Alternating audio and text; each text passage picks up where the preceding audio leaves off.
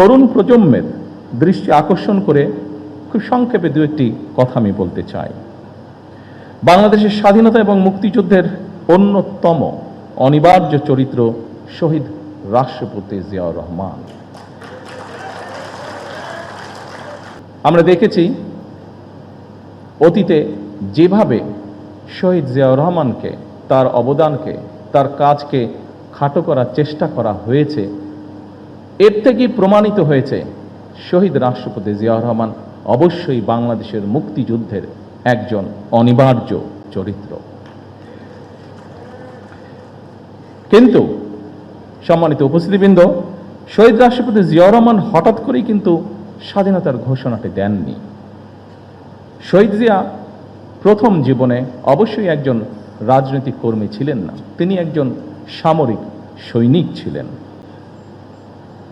তবে তিনি বাংলাদেশের স্বাধীনতার যে স্বপ্ন, সেটি যে তার মনের মধ্যে সেই বোধ শক্তির পথ থেকে লালন করতেন, এটি কিন্তু তার একটি লেখায় ফুটে উঠেছে।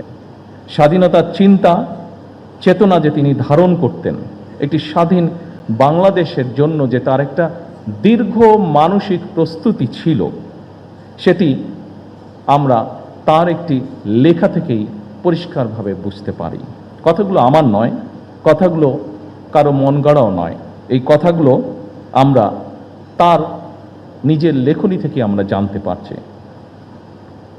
পদ্মা সেতু, মেট্রো রেল এবং এলিভেটেড এক্সপ্রেসওয়ে নির্মাণের গর্বিত অংশীদার বসুন্ধরা সিমেন্ট।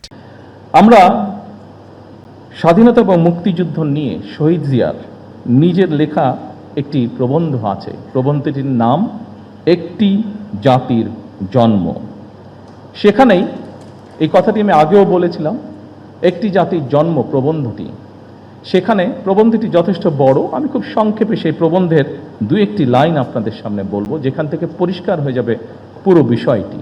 এই প্রবন্ধের মাধ্যমেই আমরা জানতে পারি যে স্বাধীন বাংলাদেশ, সার্বভৌম একটি বাংলাদেশের স্বপ্ন বহুদিন যাবৎ শহীদ জিয়ার মনে শহীদ জিয়া লালন করছিলেন।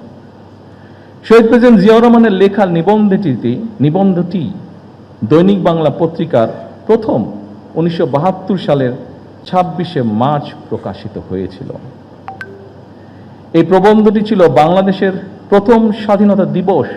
1971 সালে দেশ স্বাধীন হবার পরে প্রথম যে আমরা স্বাধীনতা দিবস পালন করি, সেই দিবস উপলক্ষে যে প্রথম ক্রোড়পত্রটি প্রকাশিত হয়েছিল, সেই ক্রোড়পত্রে এই লেখাটি ছাপা হয়েছিল বা প্রবন্ধটি ছাপা হয়েছিল। প্রবন্ধটি ছিল এইরকম, যেই লাইনটি আপনাদের সামনে আমি উল্লেখ করতে চাইছি। এই প্রবন্ধটি বা নিবন্ধটির শেষ প্যারায় শহীদ জিয়াউর রহমান লিখেছিলেন, তখন রাত 2:15 26শে মার্চ 1971 সাল। রক্তের আখরে বাঙালির হৃদয়ে লেখা একটি দিন। বাংলাদেশের জনগণ চিরদিন স্মরণ রাখবে এই দিনটিকে, স্মরণ রাখবে, ভালোবাসবে। এই দিনটি তারা কোনোদিন ভুলবে না, কোনো দিন না। এভাবেই উনি লিখেছিলেন।